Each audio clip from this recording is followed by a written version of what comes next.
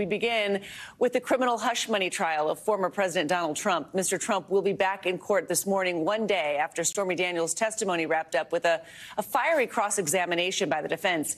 In yesterday's session, Mr. Trump's legal team attempted to undermine the credibility of the adult film actress, who had previously given a candid account of an alleged sexual encounter she had with Trump back in 2006. It is a story he denies. NBC News correspondent Vaughn Hilliard is at the courthouse for us. And here on set, we are joined by our legal analyst, Angela Senadella. Good morning to both of you. Vaughn, let me begin with you. It was another extraordinary court session yesterday. Walk us through some of the main highlights. Right. Good morning, Christine. The opportunity for cross-examination from Donald Trump's attorney lasted hours with Stormy Daniels on the stand.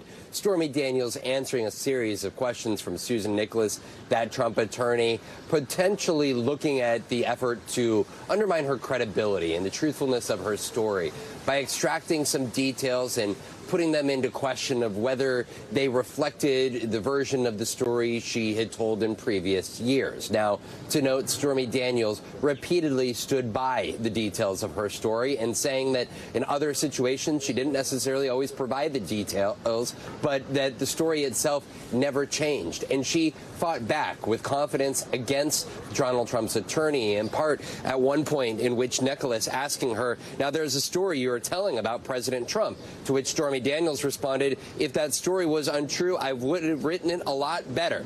I didn't have to write this one. She was asked then, your story has completely changed, hasn't it? To which Stormy Daniels responded, no, not at all. You're trying to make me say that it has changed, but it hasn't changed. And a point that is important as part of this is that, as you noted, Donald Trump has issued sort of a blanket public denial about his interactions with Stormy Daniels. Not only the one-night stand, but also the fact that they ever met outside of getting one photograph taken in 2006 together. But when presented the opportunity, Donald Trump's attorneys did not cross-examine her or question her stories about the repeated phone calls that she testified to that she had with Donald Trump, or a meeting at Trump Tower in 2007 with Trump, or a meeting in Los Angeles in 2007 with Trump. So Stormy Daniels, potentially for the prosecution, looking credible as she went through her story and did not flinch in the telling of it. Angela, let's bring you in here. What did you make of the defense's tactics here? Were they effective? So, look, they were very aggressive, and I think when the defense does that, it's just as risky as the prosecution, who was also risky in putting her up on the stand to begin with. So when you question a witness's credibility like that, and you try to find inconsistencies, you have to be sure that those inconsistencies exist. Trying to barrel down and then, frankly, getting a bit humiliated looks really bad for the defense. But look, what they did successfully is they pointed out that she might have very different motivations. The fact that she hated Donald Trump and also said that on the stand does bring a question to her credibility effectively. And then also whether or not she got all this money as a result of telling her story. So it was effective, but it was also very risky, Christine. The defense renewed calls for a mistrial. The judge denied it. What's going on there? So this was really no different from the first request to a mistrial. And in order to grant a mistrial, the bar is very high. There has to have been such prejudicial testimony or such prejudicial evidence that there would be no possibility this defendant could have a right to a fair trial. But that was not the case here. It's almost like if you look at the Weinstein case, how that was overturned because we had these uncharged crimes brought up on the stand. Well, here, it was not really an uncharged crime. It was just possible insinuations that the jury could then linked together as maybe assault, but it wasn't really defined as assault. So the mistrial was not granted. It will certainly be looked at for appeal. But, you know, I think that this is what the defense would do and should do, always attempt to get a mistrial. Vaughn, let's turn our attention to today's proceedings. We understand Trump's former White House aide, Madeleine Westerhout, is again taking the stand again. What should we be looking for there? Right. She was the executive assistant for Donald Trump's first 2.5 years in the White House. She had the desk right outside of the Oval Office. She already testified that she could see the Resolute desk. She was really the gatekeeper of that office. And she testified already that she knew that Michael Cohen, as well as David Pecker, had separate meetings in 2017 with Donald Trump in the White House that were, well, not knowing the contents of them, she was able to confirm that, in fact, those meetings took place. But we expect her to not only face cross-examination, but further, when we're looking at the paper trail and and the records and those reimbursement checks from Donald Trump to Michael Cohen, her testifying to the extent that she was aware of those checks being signed by Donald Trump and then sent back to New York to be processed by Michael Cohen. The question here is, does she fill in any of the blanks about Donald Trump's intent? Does she know that, or does she have an experience in which Donald Trump articulated that these were reimbursement checks for Michael Cohen for the Stormy Daniels payment?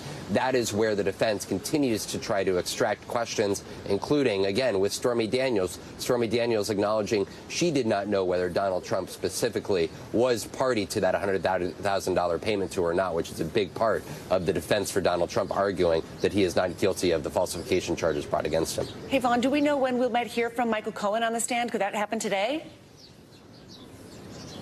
Potentially, he's even suggested in the last 12 hours that he could be potentially brought to the stand next week. So it could happen today, but I think that we're looking more likely for next week, and that testimony to last several days as he faces not only questions from the prosecution, but Donald Trump's own attorneys under cross-examination. Vaughn, Angela, thank you so much for that great insight.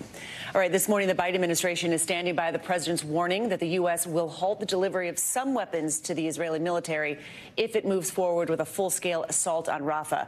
But on Capitol Hill, some GOP lawmakers are up in arms over this decision, saying it could jeopardize future stability in the region.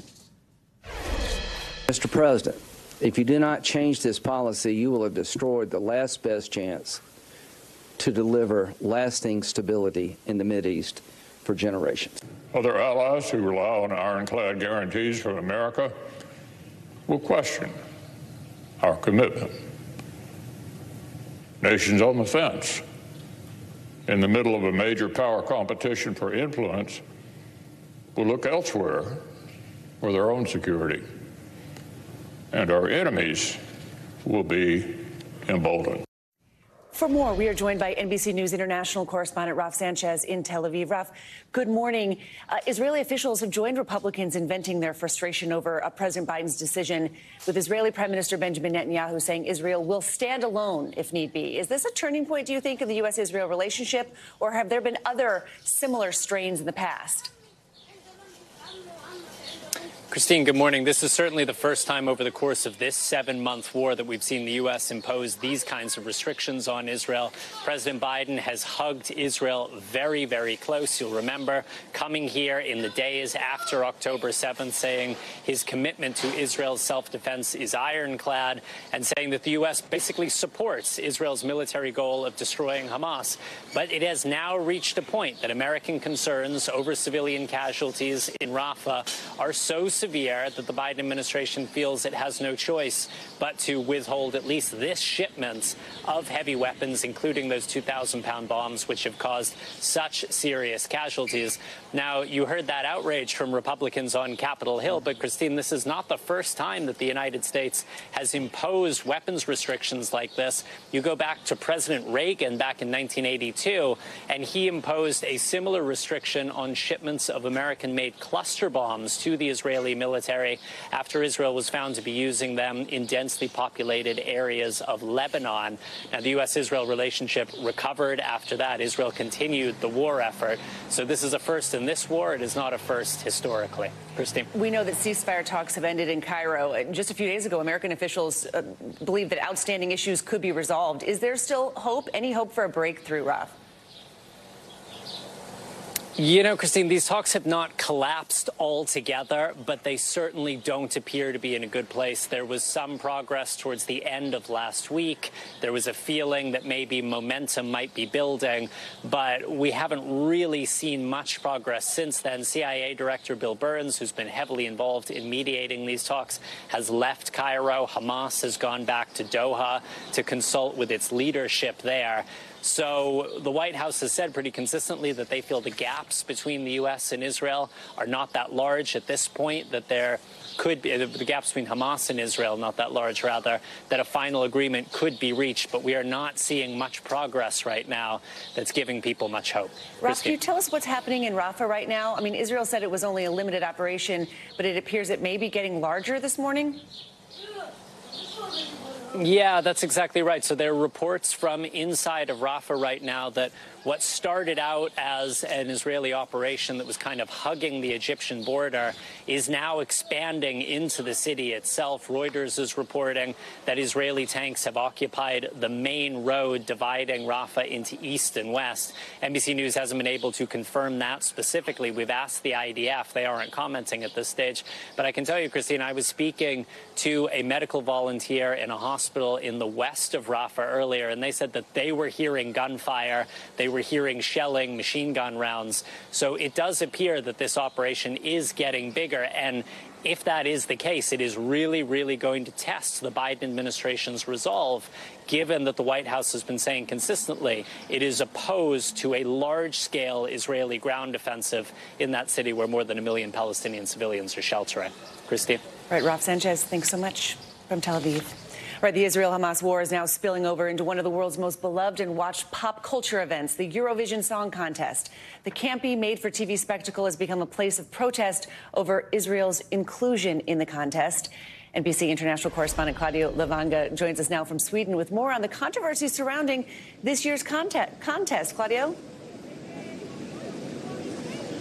Good morning, Christine. Well, there's only 2 televised events that attract more viewers from around the world, and those are the Olympics and the Soccer World Cup. But this year, Eurovision Song Contest didn't attract only viewers, but also protests.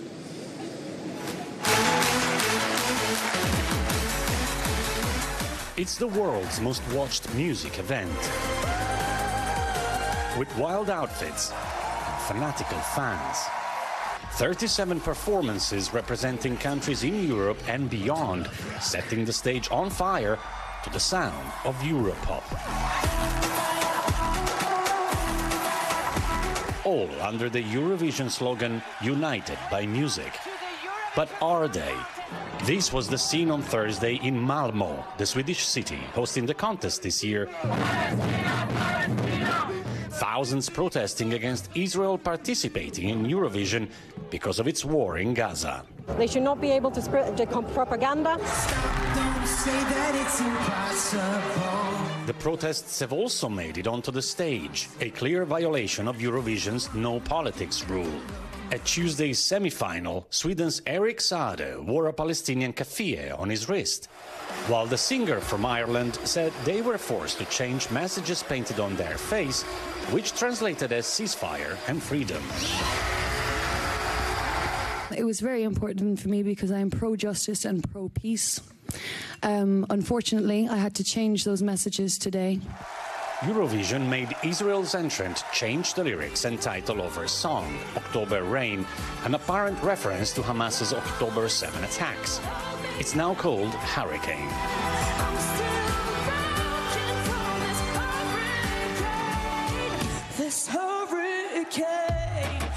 When Golan performed it, she was booed.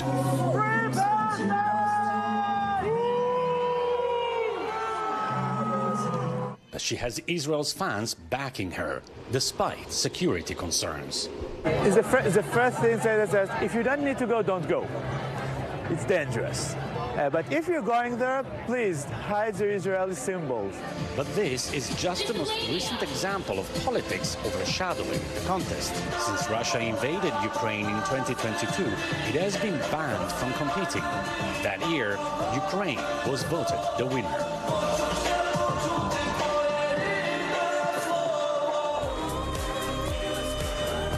This year, once again, the performances and the voting are expected to be a lot more than the music. And last night, the Israeli singer took part in the semi-finals. Once again, she was welcomed by a mix of cheers and boos by the audience, but she attracted enough votes from the public to make it through to the final on Saturday. And more than that, now the bookmakers say that she's one of the favorites to win it. Christine? All right, Claudio, thank you so much. This morning, millions of people across the southeast remain at risk for more severe weather after multiple days of devastating storms. The deadly severe weather bringing tornadoes, flash flooding, and massive hail, destroying homes and businesses across the south and central U.S. Now communities are trying to pick up the pieces. For more on where these storms are headed today And a look at Mother's Day weekend. Let's bring in NBC meteorologist Angie Lassman. Angie, good morning. Good morning to you. We, of course, no surprise, have another round of some severe weather today, Christine. And you can see it's already ramping up this morning. We've got tornado warnings in effect for the Panhandle right near Tallahassee. That's going to be in effect for a little while longer, as we do have some observed tornadoes that have been reported in that region. But notice how expansive these thunderstorm watches and even warnings are across that area, stretching into parts of Georgia. This is going to be what we watch for the next couple of hours in the short term, but we really start to see that severe potential expand across a bigger region as we get into the afternoon and evening hours today. The good news from this severe weather is tornado risk is low, but as you've already seen this morning, it's not out of the question for us to see an isolated tornado or two as we continue to see some of these thunderstorms firing up throughout your Friday. Now, wind gusts, though, and hail, those are two potentials that we'll see a little bit greater chance of. So watch for that, especially if you live in the Jacksonville, Gainesville area, but stretching to Tallahassee and including parts of the Carolinas, too, as the day goes on.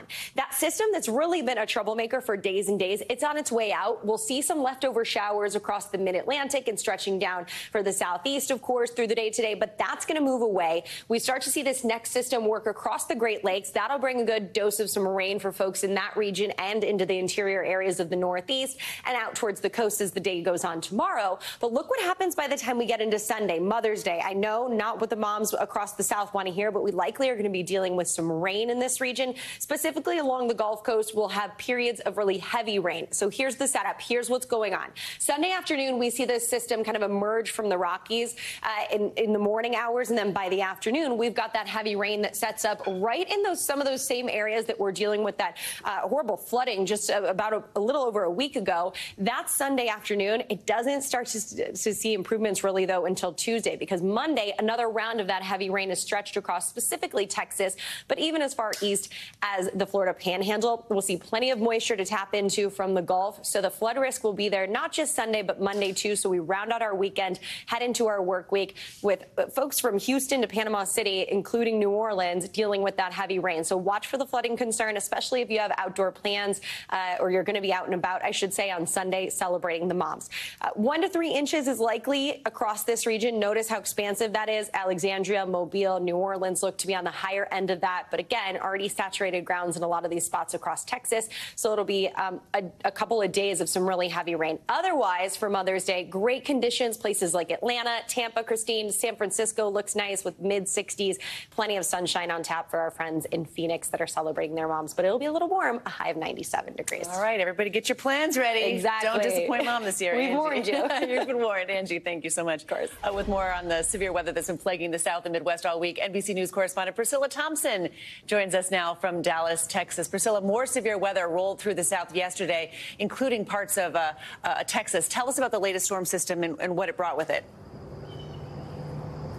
Yeah, Christine, overnight, millions across the South were subjected to another round of severe weather, capping off a week of devastating storms. We saw rain and hail pummeling a 1,000-mile stretch from Kansas to North Carolina, including baseball-sized hail in parts of Texas. So certainly many folks waking up this morning hoping for some relief from this devastating storm system. Christine?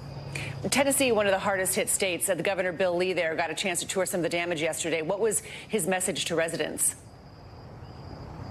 Yeah, we saw those tornadoes touch down in Tennessee overnight Wednesday into Thursday, and the pictures coming out of there were just devastating. Homes that were completely destroyed, the roofs ripped off of them, trees that had just been taken down line after line. And we heard from Governor Lee yesterday, and he talked about hope in these communities. Take a listen. This community stepping up like Tennesseans always do. They're taking care of their neighbors. And the professionals that are supposed to step in are stepping in when they need to. So it's heartbreaking and hopeful at the same time. And the work is just beginning. There's a lot of work ahead. We all know that. But what we see so far, we're really encouraged with. And that message certainly resonating now for the folks who are looking to rebuild. We should also mention that there were 3 people who were killed as a result of those tornadoes Wednesday into Thursday, and there's still a 9-year-old boy fighting for his life after being swept into a storm drain. Oh, no. Christine? You know, what a chaotic week for weather across the U.S. with tornadoes. You know, Wednesday was the 5th day this year to have more than 100 reports of tornadoes. Walk us through the scale of the damage communities in these hard-hit areas are dealing with, and as they begin to assess their losses and clean up. Yeah, there is a lot of damage. We saw incredibly massive flooding in Houston and southeast Texas over the weekend. Those folks are working to rebuild. You've also got all of this tornado damage sweeping across Tennessee and Georgia. And so this is a large-scale project of trying to rebuild and recover from all of this. And it's not over yet. Today, there is more severe weather on the way through Louisiana and Georgia down to Florida, with 7 million people at risk. But the good news is the risk of tornadoes is much lower today. Christine? Right. Priscilla, thank you so much for all that. Thanks for watching. Stay updated about breaking news and top stories on the NBC News app or follow us on social media.